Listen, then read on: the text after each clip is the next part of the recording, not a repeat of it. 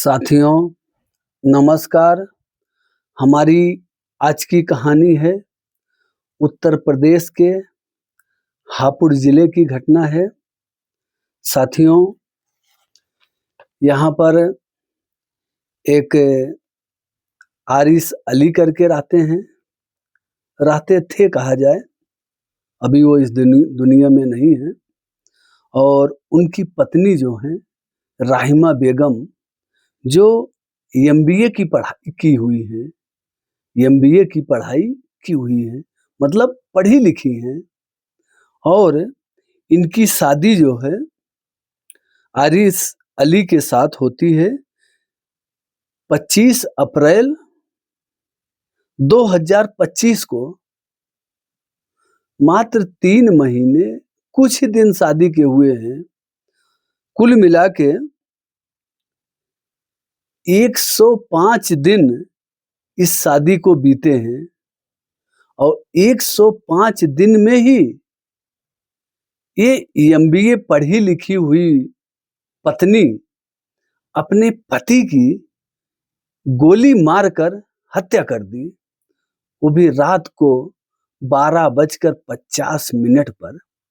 साथियों ये घटना 8 अगस्त 2025 की है और ये मामला आता है बहादुरगढ़ थाने के मोहम्मदपुर रुस्तमपुर पूरे गांव के रहने वाले आरिफ अली की हत्या का मामला है। साथियों ये बहादुरगढ़ थाना आता है और मोहम्मदपुर रसूलपुर गांव है। साथियों दुल्हन रात को लगभग 12:50 पर अपने पति की गोली मारकर हत्या कर देती है। जब 12:50 पर घर के लोगों को गोली की आवाज सुनाई देती है तो उस कमरे की तरफ उनकी एक माँ होती हैं जिनका नाम फलक नाज बताया जा रहा है। बुजुर्ग माँ हैं, उनके 2 बेटे थे और बेटी एक ही बताई गई है जो मीडिया वालों से बात कर रही है। बेटी नहीं बताएगी लेकिन बेटा उसने 2 बताया है। जो उनकी बुजुर्ग माँ हैं फलक नाज ने बताया कि उनके 2 बेटे थे और एक बेटे का तो इसने हत्या कर दिया। साथियों जब गोली की आवाज आती है ये लोग घर कमरे की तरफ भागते हैं।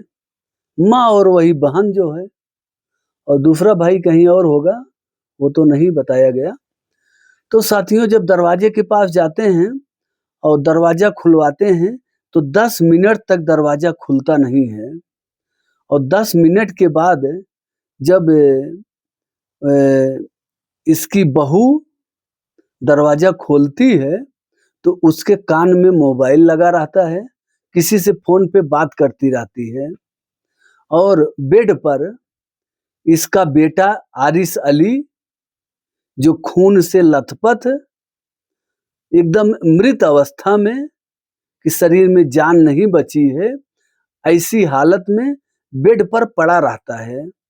और बेड के बगल ही एक डाइनिंग टेबल होता है, उस टेबल पर एक पिस्टल रखी रहती है और कमरे में 2 लोग, एक मृतक पति और एक पत्नी जो एमबीए की पढ़ाई की हुई है। इस बात को थोड़ा ध्यान दीजिएगा साथियों, मैं इस बात को इसलिए जोर दे के कह रहा हूँ, बार-बार बता रहा हूँ कि हम लोग कई बातों में कहते हैं, कई कहानियों में कहते हैं कि अरे पढ़ा लिखा परिवार नहीं है, अनपढ़ लोग हैं। हाँ, ये देखो पढ़े लोगों की हालत ऐसे देखो। अभी मात्र 105 दिन हुआ है शादी का, 3 महीने कुछ दिन हुए हैं और 3 महीने में अपने पति की गोली मार के हत्या कर दी। और देखिए कि ऐसा कृत्य करने के बावजूद भी जब इसकी माँ और इसकी एक बहन है वो कमरे में घुसती है, देखती है तो ये मोबाइल में किसी से बात करती रहती है और पिस्टल वहीं टेबल पर, डाइनिंग टेबल पर रखी हुई है और बेटा इसका बेड पर मतलब समझो सांस टूट गई है, बस एक लोग जो जिंदा रहने की आस लगाते हैं वही थी और कुछ नहीं, खत्म हो चुका था। और पत्नी फोन पे बिजी है, सोचने वाली बात है। और जब इससे पूछा जाता है और इस महिला का नाम बताया जा रहा है राहिमा बेगम। राहिमा बेगम राहिमा बेगम से जब पूछा जाता है कि तुमने गोली क्यों मारी, तो उसका एक ही जवाब है और सिंपल सा जवाब है। आज देखिए साथियों, पहले के लोग दुनिया का ताम-झाम करके जवाब बताते थे। आज के लोग ऐसा सीधा साधारण सिंपल सा जवाब बता रहे हैं। मैं कई कहानियों में ये चीज़ बता चुका हूँ। साथियों, उसका जवाब है कि मजाक-मजाक में गोली चल गई। उसने क्या बताई कि हम दोनों मजाक कर रहे थे, मजाक-मजाक में गोली चल गई। अच्छा, चलो मजाक में गोली चल गई, तो गोली जब चल भी गई, तुमको दरवाजा खोल के तुरंत लेके भागना चाहिए हॉस्पिटल ना। और तुम फोन में बिजी हो किसी के साथ और पति उधर दरवाजा खुलवाए जा दरवाजा नहीं खोल रही हो, इंतजार कर रही हो उसका मरने का कि वो मर जाए तब हॉस्पिटल लेके जाएं। साथियों, फिर जो इस इसकी माँ होती है, उसकी एक बेटी होती है, वो फिर अपने चाचा के वहाँ दौड़ के जाती है, चाचा के और भी आस-पड़ोस के लोग आते हैं। फिर इसको उठा के हॉस्पिटल लेके जाते हैं, जहाँ रास्ते में ही दम तोड़ देता है। ये मर पहले ही गया था, केवल आदमी अपने संतोष के लिए लेके भागता है कि भाई चलो हो सकता है जान बच ही जाए, ऐसा हर किसी के दिमाग में होता है। तो लेके गए लेकिन बचा नहीं। फिर पुलिस को फ़ोन किया गया, पुलिस आई, इसको राहिमा को ले गई, पूछताछ किया। राहिमा ने पता नहीं क्या बताया पुलिस वालों से, क्या किया कि पुलिस वाले पूछताछ करके इसको छोड़ भी दिए। अब एक सोचने वाली बात है, पुलिस वाले पकड़े तो इसको।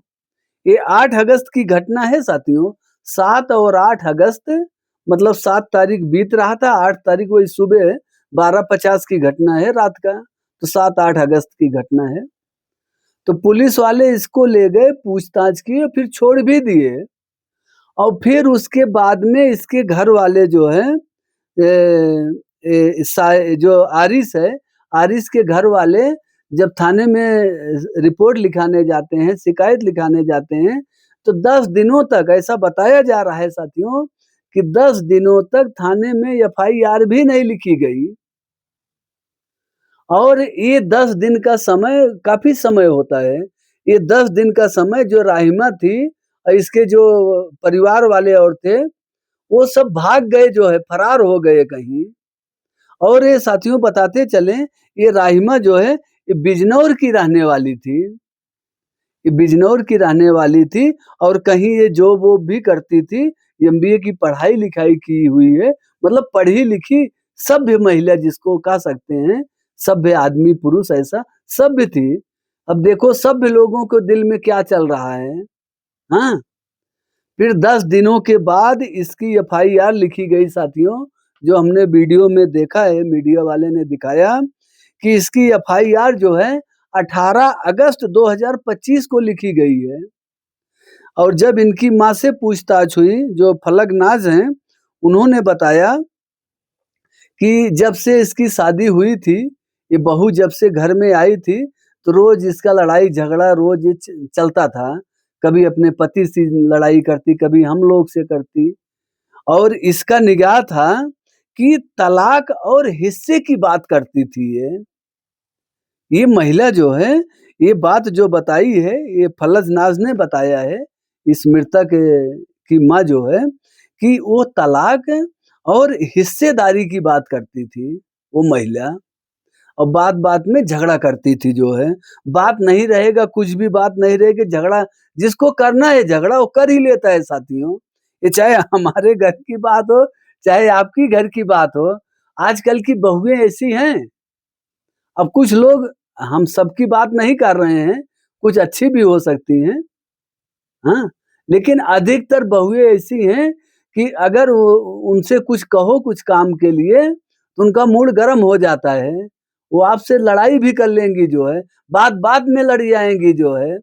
उनका मेन मकसद अब देखो इसका मेन मकसद क्या निकल रहा है कि तलाक और घर में हिस्सेदारी, हाँ?